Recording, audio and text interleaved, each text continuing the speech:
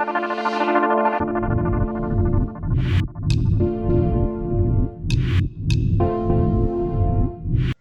കഴിഞ്ഞ ക്ലാസ്സിൽ നമ്മൾ പറഞ്ഞിട്ടുണ്ടായത് ലേയേഴ്സ് പാനലിൻ്റെ ബേസിക് ആയിട്ടുള്ള കുറച്ച് കാര്യങ്ങളും അതുപോലെ തന്നെ മാർക്വീ ടൂളിനെ കുറിച്ചിട്ടുമാണ്. അപ്പോൾ ഇന്ന് സ്റ്റാർട്ട് ചെയ്യാൻ പോകുന്നത് മാർക്വീ ടൂളിൻ്റെ ഇത് മുകളിലായിട്ട് കുറച്ച് ഓപ്ഷൻസ് വന്നിട്ടുണ്ട്. അപ്പോൾ അതുമുതലാണ് നമ്മളിന്ന് സ്റ്റാർട്ട് ചെയ്യുന്നത്. ഇവിടെ മുകളിലായിട്ട് 4 ഓപ്ഷൻസ് വന്നിട്ടുണ്ട്. അതിൽ ഫസ്റ്റത്തെയാണ് new selection, second add to selection, third subtract from selection, fourth intersect with selection.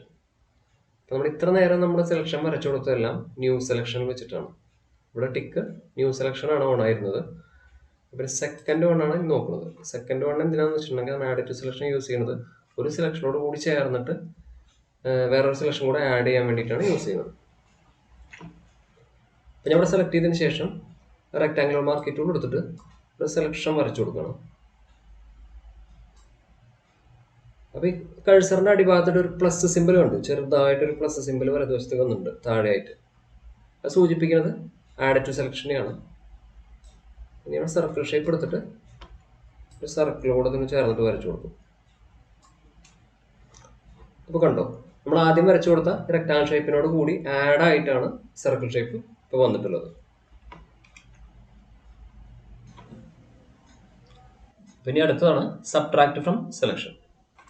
Select ചെയ്തു, നമുക്കൊരു സെലക്ഷനിൽ ഒരു ഏരിയ മൈനസ് ചെയ്യാൻ വേണ്ടിയിട്ടാണ് യൂസ് ചെയ്യുന്നത്. സർക്കിൾ ഞാൻ വരച്ചു. അപ്പോൾ നേരത്തെ ആ പ്ലസ് ഐക്കൺ മാറിയിട്ട് ഇപ്പോൾ കഴ്സറിൻ്റെ താഴെ മൈനസ് ഐക്കണാണ് കാണാനുള്ളത്. കണ്ടില്ലേ, ഞാൻ ഒരു സർക്കിളോടെ വരയ്ക്കുകയാണ്. ഇപ്പോൾ കണ്ടില്ലേ, ഇത്ര ഒരു ഏരിയ മൈനസ് ആവുകയാണ് ചെയ്തത്. പിന്നെ അടുത്തതാണ് ഇൻ്റർസെക്റ്റ് വിത്ത് സെലക്ഷൻ. ഈ രണ്ട് സെലക്ഷനുകൾ തമ്മിൽ ഇൻ്റർസെക്റ്റ് ചെയ്യുന്ന ഏരിയ മാത്രം കിട്ടാൻ വേണ്ടിയിട്ടാണ് ഈ ഒരു ഓപ്ഷൻ യൂസ് ചെയ്യുന്നത്. ഞാനിവിടെ സർക്കിൾ വരയ്ക്കുകയാണ്. ശേഷം റെക്റ്റാങ്കിൾ എടുത്തിട്ട് സെലക്ട് ചെയ്തതിന് ശേഷം റെക്റ്റാങ്കിൾ എടുത്തിട്ട് വരച്ചു കൊടുത്തു. കേട്ടില്ലേ, അപ്പോൾ ഈ സർക്കിളും റെക്റ്റാങ്കിളും തമ്മിൽ ഇൻ്റർസെക്റ്റ് ചെയ്യുന്ന ഏരിയ ഇത്ര മാത്രമാണ്. അതാണ് ഇവിടെ കാണിച്ചിട്ടുള്ളത്. അപ്പോൾ നിങ്ങൾക്ക് 4 ഓപ്ഷൻസ് മനസ്സിലായെന്ന് വിചാരിക്കണം. ഇനി വേറെ ടൂൾസ് എടുക്കുമ്പോഴും നമുക്ക് ഈ സെയിം ഓപ്ഷൻസ് തന്നെ വരുന്നുണ്ട്. അപ്പോൾ നമുക്ക് ഇതിനെ കുറിച്ചിട്ട് ഡീറ്റെയിൽ ആയിട്ട് നോക്കാം. ഇതിൻ്റെ യൂസ് എവിടെയാണ് വരുന്നത് എന്നുള്ള കാര്യമൊക്കെ നമുക്ക് ഡീറ്റെയിൽ ആയിട്ട് വരും ക്ലാസ്സുകളിൽ നോക്കാം. അപ്പം ഞാൻ അടുത്ത ഓപ്ഷനാണ് ഫെദർ എന്ന് പറയുന്നത്. നേരത്തെ നമ്മളിവിടെ നിന്ന് സെലക്ഷൻ വരച്ചിട്ട് കളർ ഫില്ല് ചെയ്ത് നോക്കിയിട്ടുണ്ടായിരുന്നു. പുതിയ ലെയർ ആഡ് ചെയ്തു. ശേഷം ഇവിടെ കളർ സെലക്ട് ചെയ്തിട്ട് ഓൾട്ട് ബാക്ക് സ്പേസ്. അപ്പം ഇങ്ങനെ ഫില്ല് ചെയ്തപ്പോൾ ഇതിൻ്റെ എഡ്ജസ് ശ്രദ്ധിക്കുക, ഇത് വളരെ ഷാർപ്പ് എഡ്ജസ് ആണ് നമുക്ക് കിട്ടിയിട്ടുള്ളത്. അപ്പം ഞാൻ പുതിയൊരു ലെയറും കൂടെ ഇവിടെ ആഡ് ചെയ്യും. അതിനുശേഷം ഇത് ഹൈഡ് ചെയ്തതിന് ശേഷം ഇവിടെ ഫെദറിൻ്റെ വാല്യൂ ഇപ്പോൾ കിടക്കുന്നത് 0 ആണ്. ഇപ്പോൾ ഒരു 50 ആക്കി. അതിന് ശേഷം ഞാൻ ഇവിടെ സെലക്ഷൻ വരയ്ക്കുകയാണ്. അപ്പോൾ ഇത് വരയ്ക്കുമ്പോൾ തന്നെ കണ്ടില്ലേ, ഇതിൻ്റെ അതായത് കോർണറൊക്കെ ഇപ്പോൾ തന്നെ കർവ്ഡ് ആയിട്ടാണ് വന്നിട്ടുള്ളത്. ഇതിൽ കളർ ഫില്ല് ചെയ്യുമ്പോൾ എന്താ സംഭവിക്കാൻ നോക്കാം. Alt back space. ഇത് കേട്ടോ, ഇപ്പോൾ ഷാർപ്പ് എഡ്ജസ് ഒക്കെ മാറിയിട്ട് നമുക്ക് ബ്ലർഡ് ആയിട്ടുള്ള എഡ്ജസ് ആണ് കിട്ടിയിട്ടുള്ളത്. അപ്പോൾ ഈ ഒരു ഓപ്ഷൻ എവിടെയാണ് ആവശ്യം വരിക എന്ന് വെച്ചിട്ടുണ്ടെങ്കിൽ നമ്മൾ പിക്ചേഴ്സ് ഒക്കെ കട്ട് ചെയ്യില്ലേ, അപ്പോൾ ആ ഒരു ടൈമിൽ നമുക്ക് ഫെദർ ഓപ്ഷൻ യൂസ് ചെയ്യേണ്ടതായിട്ട് വരും. ഈ ഫെദർ ഓപ്ഷൻ ഉള്ളത് സെലക്റ്റിൽ, മോഡിഫൈയിൽ, ഫെദർ. ഷിഫ്റ്റ് F6 ആണ് ഷോർട്ട് കീ. അപ്പോൾ വേർഷൻസ് അനുസരിച്ചിട്ട് അതിൻ്റെ ഷോർട്ട് കീയിൽ വ്യത്യാസം വന്നിട്ടുണ്ട്. ക്ലിക്ക് ചെയ്തു, അതിനുശേഷം നമ്മളിവിടെയാണ് വാല്യൂ ടൈപ്പ് ചെയ്ത് കൊടുക്കുന്നത്. അപ്പോൾ ഇത് രണ്ടും തമ്മിലുള്ള വ്യത്യാസം, നമ്മൾ ഇവിടെ ടൈപ്പ് ചെയ്ത് കൊടുക്കുന്നതും ഷിഫ്റ്റ് F6 അടിച്ചിട്ട് ഇവിടെ ടൈപ്പ് ചെയ്ത് കൊടുക്കുന്നത് തന്നെ ഡിഫറൻസ് എന്താണെന്ന് വെച്ചിട്ടുണ്ടെങ്കിൽ ഇവിടെ നമ്മൾ ടൈപ്പ് ചെയ്യുമ്പോൾ സെലക്ഷൻ വരയ്ക്കുന്നതിന് മുന്നേ തന്നെ നമ്മൾ ഇവിടെ വാല്യൂ കൊടുക്കേണ്ടതായിട്ട് വരും.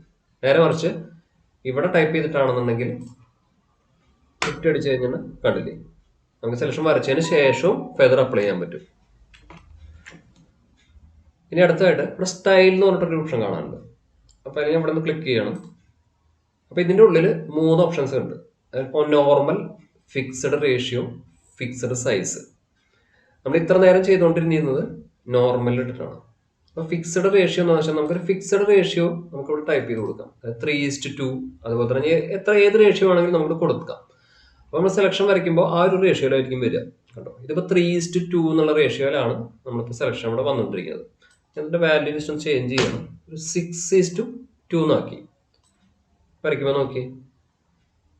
അത് സെയിം ഫിക്സഡ് റേഷ്യോയിലാണ് നമുക്ക് ഈ സെലക്ഷൻ വരുള്ളൂ. ഇതേപോലെ തന്നെയാണ് ഫിക്സഡ് സൈസും. ഇതിപ്പോൾ ഇതിൽ കിടക്കുന്നത് 100x100 പിക്സൽസ് ആണ്. ജസ്റ്റ് ഇവിടെ ക്ലിക്ക് ചെയ്താൽ മതി. കണ്ടോ, ഇതിപ്പോൾ 100x100 പിക്സലിലുള്ള ഒരു സെലക്ഷനാണ് വന്നിട്ടുള്ളത്. നമുക്ക് എത്ര വാല്യൂ ആണോ ടൈപ്പ് ചെയ്ത് കൊടുക്കാം. 500 ഞാൻ ടൈപ്പ് ചെയ്തു, അതുപോലെ തന്നെ ഇവിടെ ഒരു 500 ടൈപ്പ് ചെയ്തു. ഇതാകുമ്പോൾ ജസ്റ്റ് ക്ലിക്ക് ചെയ്താൽ മാത്രം മതി, നമ്മൾ വരയ്ക്കേണ്ട ആവശ്യമില്ല. ജസ്റ്റ് ക്ലിക്ക് ചെയ്താൽ തന്നെ ആ ഒരു സൈസിലുള്ള നമുക്ക് സെലക്ഷൻ കിട്ടും. ഇനി അവിടെ ഒരു പിക്ചർ ഓപ്പൺ ചെയ്യണം. ഓക്കെ, അപ്പോൾ നമ്മൾ ഈ ഫോട്ടോസൊക്കെ എടുത്തിട്ട് വർക്ക് ചെയ്യുമ്പോൾ ഒരു കാര്യം ശ്രദ്ധിക്കാനുള്ളത്, നമ്മൾ ഒന്നെങ്കിൽ നമ്മൾ ഇതിൻ്റെ ഒരു ഡ്യൂപ്ലിക്കേറ്റ് എടുത്തതിന് ശേഷം വർക്ക് ചെയ്യാം. അതില്ലാന്നുണ്ടെങ്കിൽ ഇതിൻ്റെ ഒരു കോപ്പി വേറൊരു ലെയർ ക്രിയേറ്റ് ചെയ്തതിന് ശേഷം വർക്ക് ചെയ്യാം. അതെന്തുകൊണ്ടാന്ന് വെച്ചിട്ടുണ്ടെങ്കിൽ നമ്മൾ ഒറിജിനൽ പിക്ചർ എടുത്തിട്ട് നമ്മൾ അതിൻ്റെ എന്തെങ്കിലുമൊക്കെ എഡിറ്റ് വരുത്തിയിട്ട് ജസ്റ്റ് സേവ് കൊടുക്കുകയാണ് വയ്ക്കുക. നമ്മൾ കൺട്രോൾ-X അടിച്ചിട്ട് സേവ് ചെയ്യുകയാണെന്നുണ്ടെങ്കിൽ ഒറിജിനൽ ഇമേജ് നഷ്ടപ്പെടാൻ സാധ്യതയുണ്ട്. അപ്പോൾ അത് ഒഴിവാക്കാൻ വേണ്ടിയിട്ടാണ് എപ്പോഴും ഡ്യൂപ്ലിക്കേറ്റ് എടുത്തിട്ട് നമ്മൾ വർക്ക് ചെയ്യുന്നത്. അപ്പോൾ ഈ ഒരു പിക്ചറിൻ്റെ ഒരു ഡ്യൂപ്ലിക്കേറ്റ് എങ്ങനെ എടുക്കാമെന്നുള്ളത് നോക്കാം. ഇമേജിൽ പോവാം, ഇവിടെ കാണാം ഡ്യൂപ്ലിക്കേറ്റ് എന്ന് കാണാം. അതിൽ ക്ലിക്ക് ചെയ്തു ശേഷം കോപ്പി എന്നുള്ള കാണിക്കുന്നുണ്ട്. ഓക്കെ അടിച്ചു. അപ്പോൾ അത് കണ്ടോ, വേറൊരു ടാബായിട്ട് ഇതിന് ഡ്യൂപ്ലിക്കേറ്റ് ഓപ്പൺ ആയിട്ട് വന്നിട്ടുണ്ട്. കണ്ടില്ലേ? ഈ ഡ്യൂപ്ലിക്കേറ്റ് എടുക്കാനുള്ള ഒരു വഴി കൂടെ ഞാൻ പറഞ്ഞുതരാം. അതിനായിട്ട് നമ്മൾ പിക്ചറിന്റെ നെയിം കാണിച്ചിട്ടില്ലേ ഈ മോൾ ഭാഗത്ത്, ഇത് കണ്ടോ. അപ്പോൾ നമ്മളിവിടെ ടാബ് പോലെയാണ് ഓരോ പിക്ചർ ഓപ്പൺ ചെയ്യുമ്പോൾ ഇവിടെ അങ്ങനെ നിരന്നിട്ട് വരിക ചെയ്യുക. അപ്പോൾ ഇവിടെ പേര് കാണിച്ചിട്ടില്ലേ, ഈ പേര് കാണിച്ചു കൊടുത്ത് മൗസ് ക്ലിക്ക് ചെയ്തിട്ട് ജസ്റ്റ് ഡ്രാഗ് ചെയ്യണം. ഇത് കണ്ടോ, ഇപ്പോൾ ഇത് സെപ്പറേറ്റ് ഒരു വിൻഡോ ആയിട്ട് മാറിയിട്ടുണ്ട്. ഇനി ഇതിന്റെ മോൾ ഭാഗത്ത് വെച്ചിട്ട് റൈറ്റ് ക്ലിക്ക് ചെയ്യുമ്പോൾ ഇവിടെ കുറച്ച് ഓപ്ഷൻസ് കാണിച്ചു തരും. Duplicate, image size, canvas size, അങ്ങനെ കുറച്ച് ഓപ്ഷൻസ് കാണിച്ചു തരുന്നുണ്ട്. നമുക്ക് ആവശ്യമുള്ളത് ഡ്യൂപ്ലിക്കേറ്റ്. ക്ലിക്ക് ചെയ്തു ഓക്കെ അടിച്ചു. ഇപ്പോൾ ഇതായിട്ട് ഒരു ഡ്യൂപ്ലിക്കേറ്റ് ക്രിയേറ്റ് ആയിട്ടുണ്ട്. ഇനി ഇത് പഴയ പോലെ തന്നെ നിൽക്കാൻ വേണ്ടിയിട്ട് ഈ മേൽഭാഗത്ത് ക്ലിക്ക് ചെയ്തതിന് ശേഷം മേലെ ഇങ്ങനെ കൊണ്ടുപോകുമ്പോൾ ഒരു ബോർഡർ കാണും, ഒരു ബ്ലൂ ബോർഡർ വന്നിട്ടുണ്ടാവും. ആ ബ്ലൂ കണ്ടു കഴിഞ്ഞിട്ടുണ്ടെങ്കിൽ അവിടെ വിട്ടോളാം. ഇപ്പോൾ ഇത് പഴയ രീതിക്കായിട്ടുണ്ട്. ഇനി നമുക്ക് ഈ പിക്ചറിൻ്റെ ഒരു കോപ്പി പുതിയൊരു ലെയർ ആയിട്ട് വേണമെന്ന് വിചാരിക്കാം. അതിന് യൂസ് ചെയ്യുന്ന ഷോർട്ട് കീയാണ് Ctrl+J. ഞാൻ വീണ്ടും പ്രസ് ചെയ്യാണ്. അപ്പോൾ ഇങ്ങനെ Ctrl+J അടിക്കും തോറും എത്ര കോപ്പി വേണമെങ്കിലും നമുക്ക് എടുക്കാൻ പറ്റും. ഇനി അതിൻ്റെ ഓപ്ഷൻ ഇവിടെ പോയി കഴിഞ്ഞാൽ കാണാൻ പറ്റും, ന്യൂല് ലെയർ വയ കോപ്പി. അപ്പോൾ ഇതിൻ്റെ ഷോർട്ട് കീയാണ് Ctrl+J എന്ന് പറയുന്നത്. ഇനി ഞാൻ ഈ പിക്ചറിൻ്റെ ഒരു കോപ്പി എടുക്കണം. അപ്പോൾ അതിനായിട്ട് Ctrl+A അടിച്ചു. ടോട്ടൽ ഇവിടെ സെലക്ഷൻ വന്നിട്ടുണ്ട്. ഇനി Ctrl+C, അതായത് കോപ്പി എടുത്തു. അതിനുശേഷം Ctrl+N അടിക്കണം. നമ്മൾ പുതിയ ഒരു ക്യാൻവാസ് ഇവിടെ ഓപ്പൺ ചെയ്യാൻ വേണ്ടിയിട്ട് Ctrl+N അടിച്ചു. അപ്പോൾ ഇവിടെ കാണിച്ചു തരുന്നുണ്ട് ഒരു വിഡ്ത്തും ഹൈറ്റും.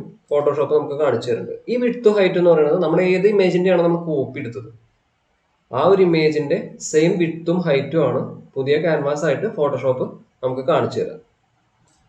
ഓക്കെ അടിച്ചു, പേസ്റ്റ് ചെയ്തു. അപ്പോൾ ഞാൻ മാർക്കീ ടൂൾ എടുത്തിട്ട് വൃത്താകൃതിയിലുള്ള ഒരു സെലക്ഷൻ ഇവിടെ വരച്ചു കൊടുക്കണം. ഓക്കെ, നമുക്ക് ഇത്ര ഏരിയ നമുക്ക് കോപ്പി കിട്ടണം. അപ്പോൾ Ctrl+J അടിച്ചിട്ട് നമ്മൾ നേരത്തെ കോപ്പി എടുക്കാൻ വേണ്ടി നോക്കിയിട്ടുണ്ടായിരുന്നു. ഒരു സെലക്ഷൻ വരച്ചിട്ടാണ് നമ്മൾ Ctrl+J പ്രസ് ചെയ്യണമെങ്കിൽ ആ ഒരു സെലക്ഷൻ ആയിരിക്കും നമുക്ക് കോപ്പി ആയിട്ട് വരിക.